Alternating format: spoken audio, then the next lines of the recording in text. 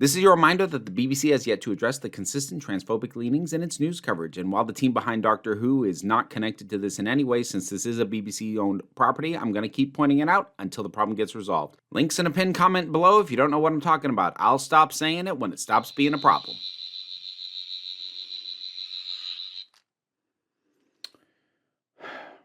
Look, I know we all like to think that we're special, but most of us aren't.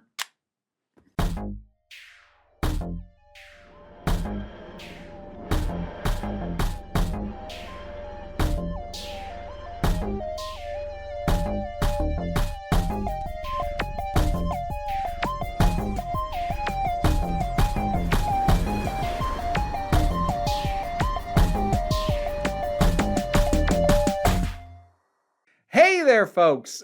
We have the next season of Doctor Who getting closer and closer, and there was a particular moment from the latest trailer that I kind of railed against. If you watched my trailer reaction, check it out there. Amazingly, it has not been claimed by the BBC at time of recording, so get it while it's still available in its current state. And I got real irritated when there's a moment where it looks like they're going to make the new companion some kind of cosmic deal. Like, they're drawing attention to the fact that this actress has already appeared. And that makes me nervous because, first of all, you don't have to do that.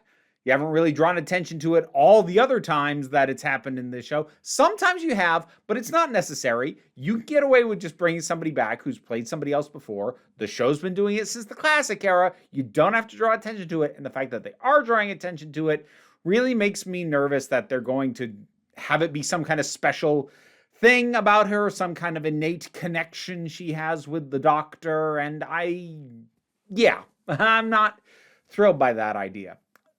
But the thing that sort of spiraled out into, after talking through some of this with my partner, is that there is this thing that happens sometimes that I have very strong feelings about. I'm not sure if anybody else does, and I kind of want to talk through it. I don't like the companions to be special, but I know some other people do. Now, I should clarify right off the bat what I even mean by that. In my mind, the companion should be special to the Doctor. Like, he should care about them as a person. They should be special to whoever the Doctor is. And in fact, some of the times where I felt like that hasn't been the case, it's made it really hard for me to connect with those particular Doctors. It's part of why I don't really get on with Peter Davison's Doctor, with Colin Baker, at least in his TV appearances. Big Finish handled that better. And honestly, Jodie Whittaker's. She's less abrasive than the other two, at least a decent amount of the time, but I never feel like she makes that strong a connection with the fam, as she calls them. I mean, that's, and I don't want to point that out as like an innate problem or flaw. It's a characterization choice, especially in the case of Whittaker, who a big part of her thing is she creates attachments that are kind of, she clings to them, but they're kind of surface level. She doesn't let people get close and build deeper attachments, which that's a choice, not an invalid one. It's not one I enjoy, though.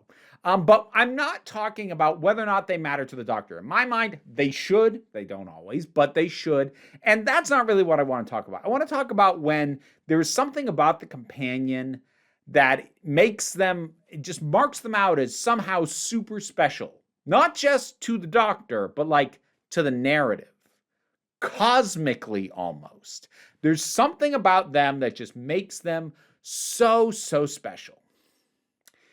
And Doctor Who's done this a few times. Actually, in regards to specialness, I would say restricting it to the modern era, because there's way too many companions to go over in the classic era. And also, classic era never really did this, at least not that I have noticed.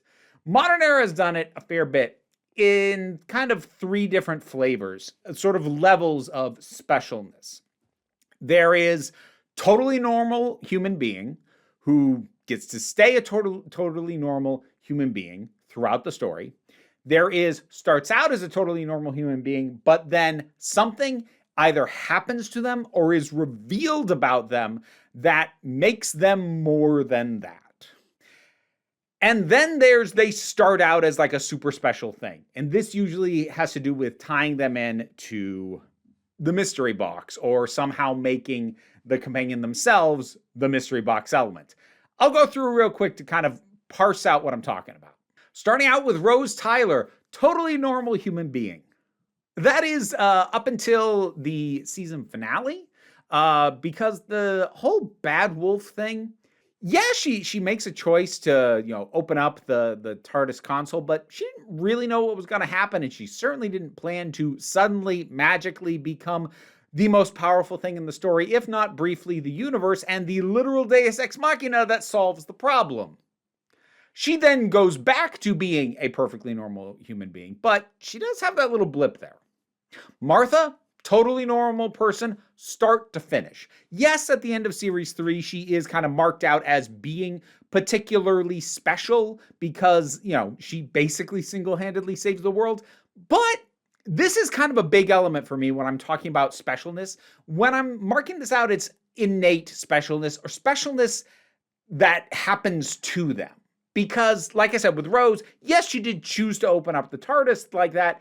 She didn't choose to have what happened happen. That just kind of happened to her.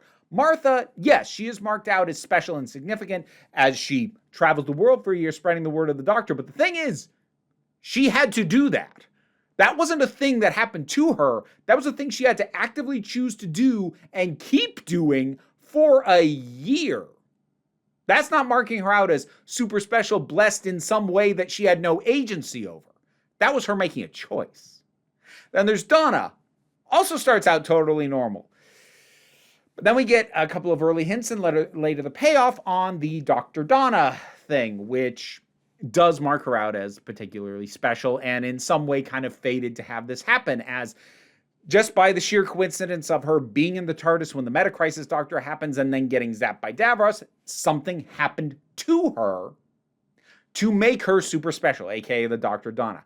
Not all of these, in some ways, treat these a little bit like the mystery boxes. I have a disinclination towards them. They're not all automatically bad, and some are better than others. If you've been around here a while, you know I don't like the mystery box arcs in general, but some are better than others. So that's Donna. Then we get to Amy, who was marked out as special in two ways. The first is that because the Kraken Time appeared in her room when she was young, it kind of inoculated her to the effects of everything being wiped, which is what enables her to bring the Doctor back at the end of the first series they share together. You could also arguably add the fact that there's the reveal that Amy is River's mother. I'd consider that kind of on the same level as the Bad Wolf thing with Rose. Since Amy certainly had agency in the conception of this child, she just didn't realize that traveling so much in the TARDIS and possibly conceiving her there would result in River. Then we get to Clara, the impossible girl, the template for the oh my goodness, oh so special, aren't you the most magical, incredible person simply by virtue of being. Now, I have no doubt some Clara defenders are going to come at me over this, and not just on basic principle. First of all, reminder, while I take a lot of issue with the Impossible Girl, and I do not like how they ended Clara's story, the chunk in the middle, I like a lot. First of all, I think she has way better performance chemistry with Peter Capaldi, and I think a lot of the stuff they did with her as a character was really good in Series 8 and Series 9, closed out her story beautifully with Face the Raven. It's just then Hellbent happened. Okay, this isn't supposed to be about that. But regardless, she is absolutely introduced as being this super special thing that just is. Now, I have no doubt some defenders will say, okay, but didn't she have agency because she chose to go into that sort of tear in time and spread herself across the Doctor's life? Yes, but two things. The first is, I think it's debatable how much she understood exactly what was actually going to happen to her, a little bit like Rose in the TARDIS. But even if she did, the Clara we'd been traveling with up to that point hadn't made that choice yet. So as far as Clara, throughout Series 7, up until she makes that choice is concerned, her specialness is innate and something she has no control over. Now, it's a choice that'll be retroactively grafted onto her by a future version of herself, but as far as she is concerned up until she makes that choice, it just happened.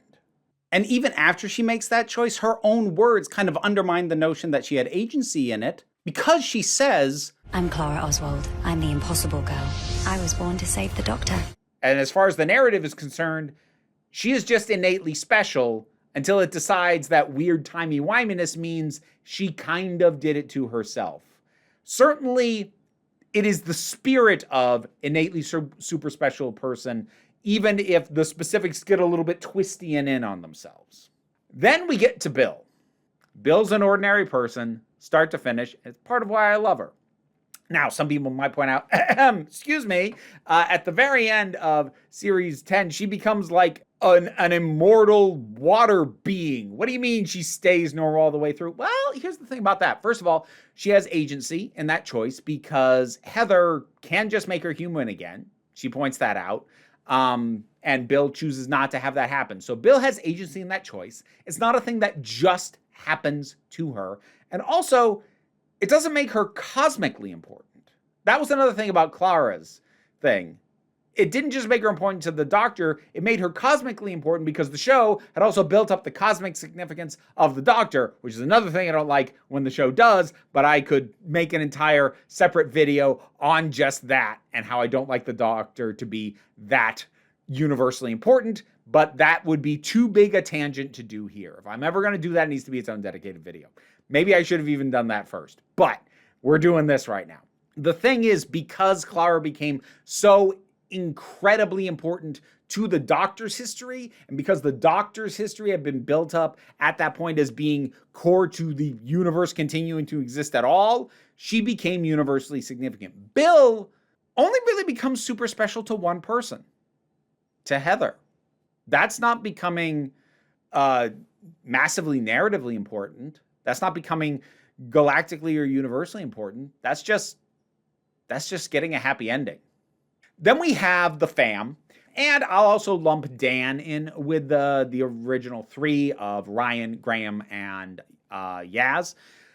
And yeah, they're pretty much ordinary start to finish. Again, Doctor doesn't really build too much of a strong connection with them, but they are not marked out as particularly special in any way. Then we get to Ruby, who is made part of the mystery box and marked out as special by the narrative by virtue of the fact that no one knows who her mother is, and it seems like the universe is in fact hiding it from literal gods. And yes, you could say, well, yeah, but at the end it turns out her mother's just an ordinary person. It does, but the narrative has literally been built around the fact that this is somehow cosmically important that she doesn't know and nobody can find out. It literally impacts the plot that she is unique and specific in this way. Just because at the very end you go, oh, but it wasn't actually that special. It was just people thought it was special. Okay, but narratively, that's a distinction without a difference.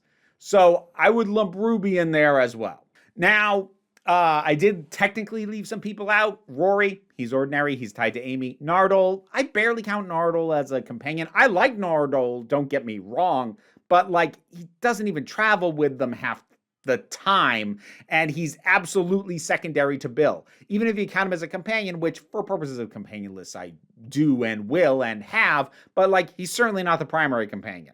So now that we've kind of got the distinctions all laid out, what's the problem? Because you've kind of heard it in my voice already. I don't like the super innate specialness. Well, first of all, let me freely admit this is a preference. I am also on the record as not liking Chosen One narratives. I don't especially enjoy stories where somebody is marked out not for anything they did, but for something they just are, or something that happened to them with no agency on their part. I'm not saying there's no good stories that have come of that. I'm not saying that there aren't ways to do that well. I'm not saying there's a problem with doing that. But speaking personally, at this point in my life, the idea of someone being innately special just because when I'm really bitter, I consider it lazy. I consider it just basically saying, well, it's not the author deciding this is a super special person. The universe has kind of decided. That's just abdicating responsibility. That's just creating a character who you don't actually have to justify why we should care about them or why the Doctor should care about them. Oh, but they're just so special. Oh, but Clara's this mystery. It's the impossible girl. Of course he cares. You haven't characterized her worth a dang. Not in that first series. Because, I stand by that. Her appearance in the second half of Series 7, she was really undercharacterized. Quite badly.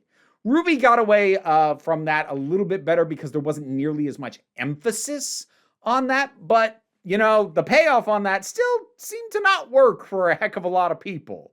I would say the payoff for me for that half worked. I actually liked that her mother was a fully ordinary person, but the idea of that being a subversion of what they built up to that point, I'm not sure that worked, even though the actual idea of her mother being ordinary and that scene of them reuniting, I think, does.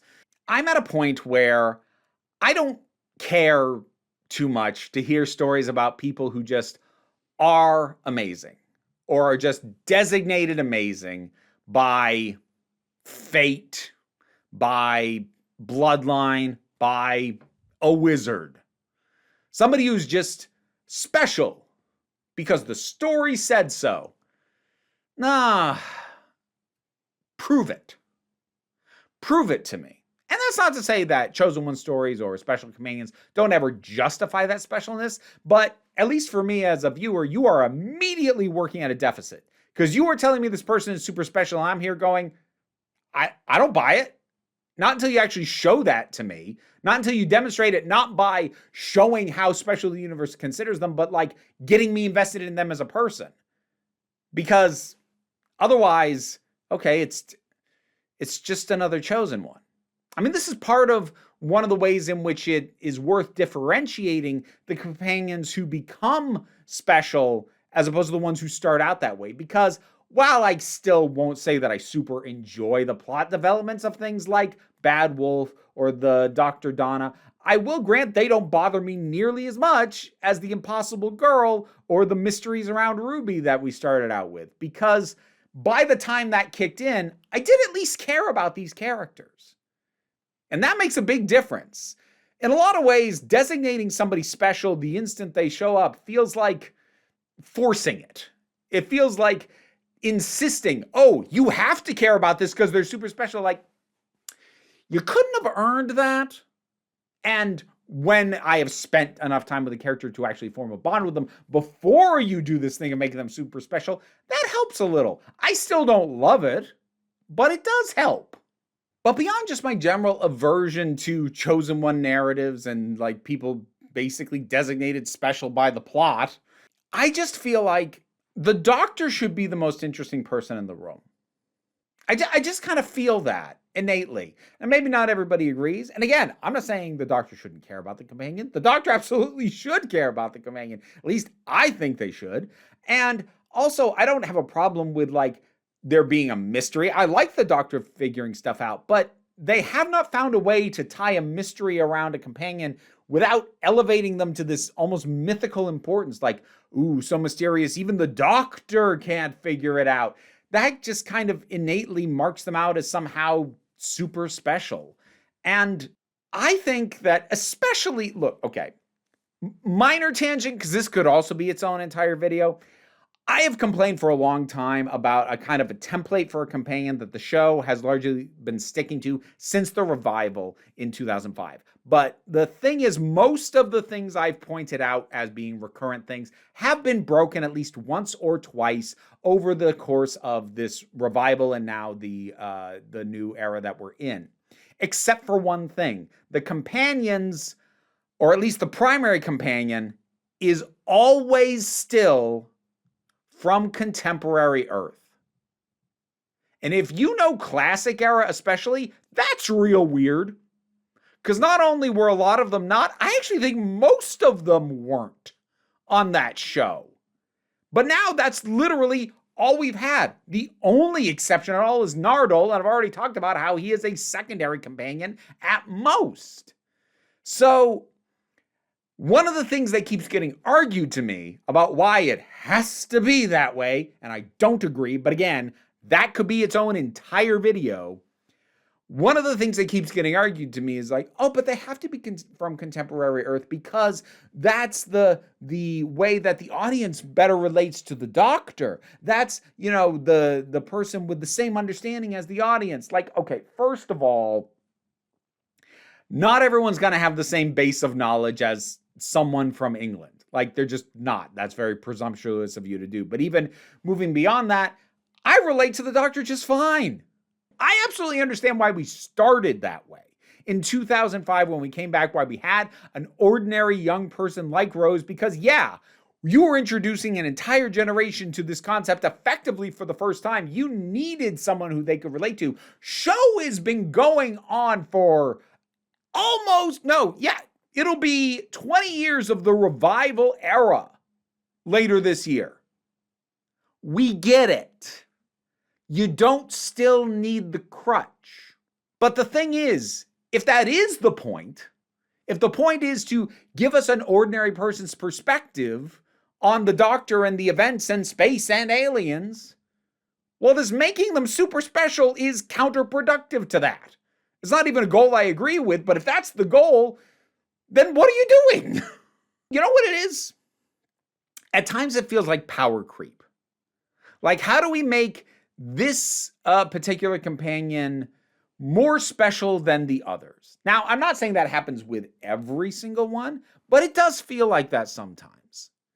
Like, Martha felt very much like a deliberate, let's get an ordinary person. Donna also felt like that until it was like, okay, well, Rose got to be Bad Wolf. What can we do to up that? How do we power creep up from that? And then, you get to Clara. That escalates it more, I would say, to the worst it's been, at least to my taste. But it just feels like this attempts to one-up in different ways. How do we make them more special, or special in a different way? Ooh, with Ruby, she's so special, gods are confounded by her. Like, what? Why? What matters to me about the companion isn't that they are fascinating in and of themselves. Actually, in my mind, most of them probably shouldn't be. And I don't mean because they should be from contemporary Earth, but I mean, in my mind, most companions from wherever they come from should be just kind of normal people from there. I'm not saying you can never break from that, but in my mind, that should be what is the standard. Because what matters is the relationship they build with the Doctor. And that relationship is not strengthened by making them some sort of chosen one.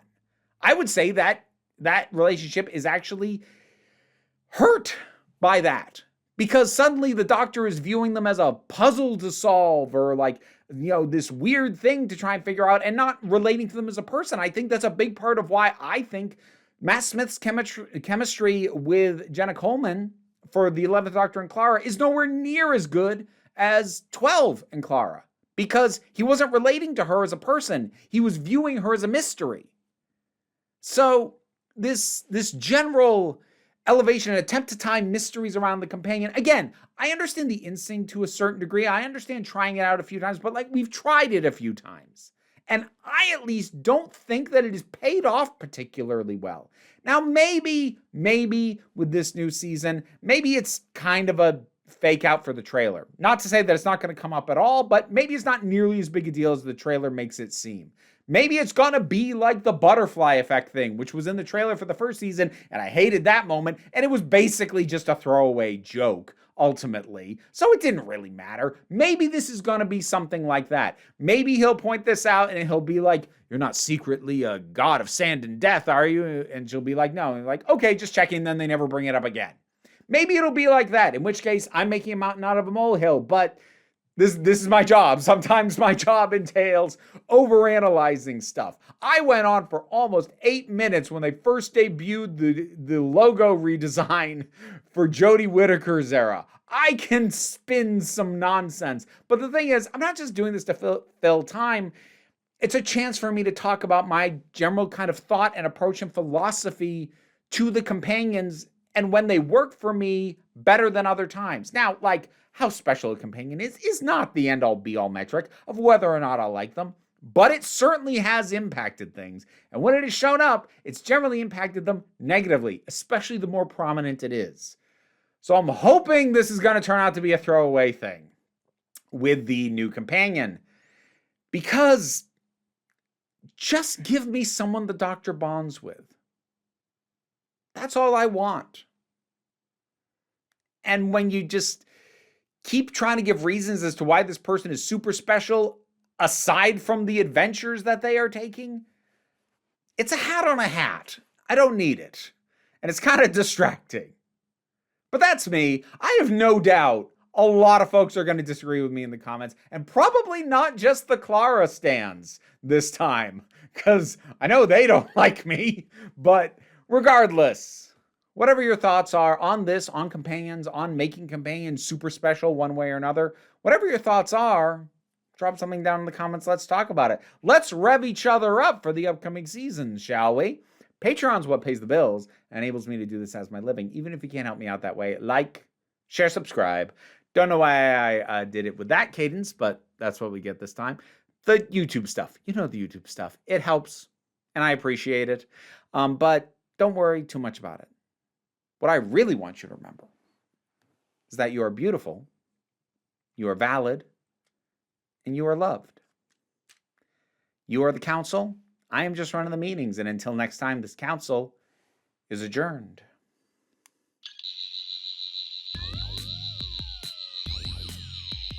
And now to thank my highest supporting patrons: Robin Moore, Goddess Elida, Zubin Lafula, Jen, Welsh Wrestling Geeks, Oliver B., Melissa Pedersen, Movie Turtle, Ulrich Bogdan, Melinda Walters, Auntie Kate 808, Andre, Becky Sparks, Claire Wright, Tracy Scrabbit, Angry Casperl, Dave Hall, Quite Bearish, Rosalind Bennett, Toku Blahuvian, Adam R.D.L. Taylor, Pal Barabajagal, Mary Mello, Mira G, and Sir Didymus is my favorite.